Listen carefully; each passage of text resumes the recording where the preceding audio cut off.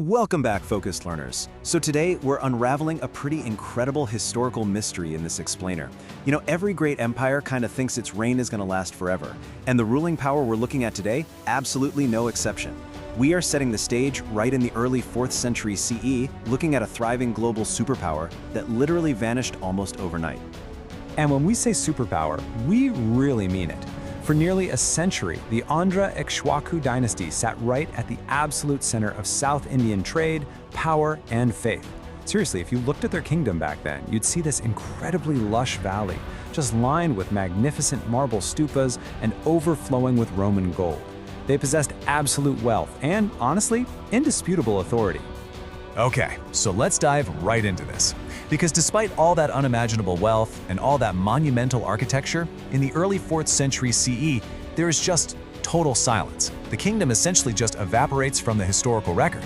Which begs the question, how does a massive, thriving empire just disappear? To really see just how jarring this was, take a look at the stark contrast we have here. On the one hand, you've got the capital city, Vijayapuri. It was rapidly expanding, accompanied by this constant stream of royal inscriptions, just boasting about the dynasty's glory. And then, suddenly, it's like they hit a brick wall. The city's expansion completely halts. The royal inscriptions cease entirely. The contrast between this thriving, bustling hub and the immediate, unexplained silence is truly staggering. And that brings us to the core premise of our investigation today. Because, well, nature abhors a vacuum, right? And so does history. That sudden silence was very quickly filled when a brand new power swept up from the south to claim the lower Krishna Valley. An undisputed global superpower was replaced, almost overnight. Part 1. The signs of strain during their final decade. What's really fascinating here is just how globalized this ancient economy already was.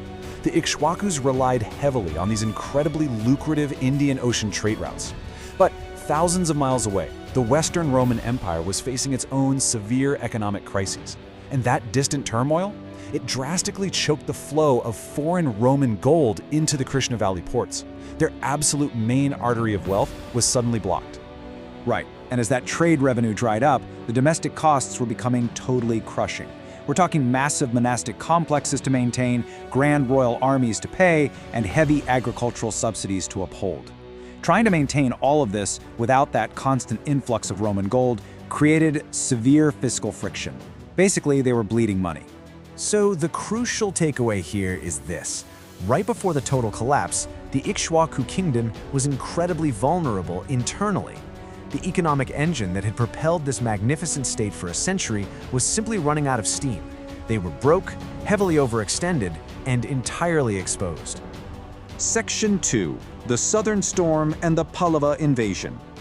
Now, while the Ikshvakus faltered, an ambitious external threat was watching closely. The specific culprit who seized that moment was Prince Simhavarman I. He was this incredibly ambitious early Pallava ruler who completely recognized the Ikshvakus' weakness.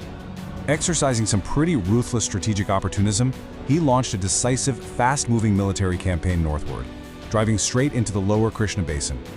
And if you're wondering how we actually know all this, we have the ultimate archaeological smoking gun, the Mayidavolu copperplate grant. In this very specific grant, the Pallava prince issues official administrative orders directly concerning the Andhra region. It is explicit, undeniable proof that the Ikshvaku territory wasn't just raided, it was formally annexed right into the expanding Pallava state. What is truly mind-blowing to me is the sheer speed of it all. There were no drawn-out, decades-long civil wars. The entire Ikshvaku political structure was completely and immediately displaced. And the royal family? They simply vanished from all historical records. I mean, for an established royal bloodline to just evaporate like that, it's incredibly rare. The immediate political aftermath for the once great capital was, frankly, devastating.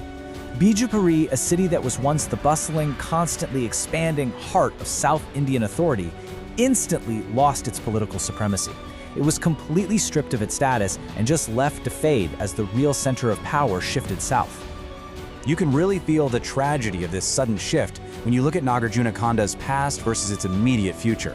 Once, its great stupas and university halls were absolutely packed with brilliant scholars from Ceylon and wealthy merchants from all across Asia. But as the state fell, patronage completely evaporated. The funding totally dried up, and these massive, vibrant halls slowly fell utterly quiet. It really is a sobering realization. The century-long golden age of the Andhra Ikshvakus had officially and abruptly come to an end. The stage was now entirely cleared of its former masters, leaving a totally blank slate for the Pallavas to build their own historic empire. Part 3, an enduring legacy and the architectural blueprint. But here is the real twist to our historical mystery. The political death of a kingdom does not always mean the end of a dynasty's influence. While the royal family vanished, the artistic genius of the Ikshvakus absolutely survived the invasion. They left behind a profound architectural blueprint that went on to completely redefine South Indian heritage. So the conquerors took over the land, but they were entirely captivated by the art. This cultural DNA was made up of highly specific structural designs. We're talking about incredibly distinct, layered stupa bases, stunningly intricate limestone relief carvings, and massive, multi-pillared assembly halls. This was their absolute signature style, their fingerprint on history. Following the timeline, you can actually see exactly how these architectural designs were inherited.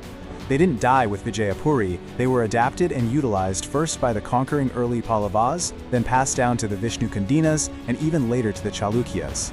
It's fascinating. The conquerors essentially adopted the aesthetic of the conquered. I absolutely love this quote from the source material because it just perfectly summarizes the ultimate triumph of Ikshvaku culture. Quote, "Their artistic genius became the foundational DNA of South Indian temple and cave architecture for centuries to come. The Ikshvakus may have vanished completely from the political map, but visually and culturally, they conquered their conquerors." Which leaves us with this final, provocative thought to wrap up today's explainer. If an empire's art, its architecture, and its cultural DNA survives and goes on to fundamentally shape the very people who conquered them, did the empire truly fall? It's a pretty fascinating question about what really constitutes a legacy. Thank you for joining us on this deep dive, focused learners. Keep exploring, keep questioning, and we'll see you in the next explainer.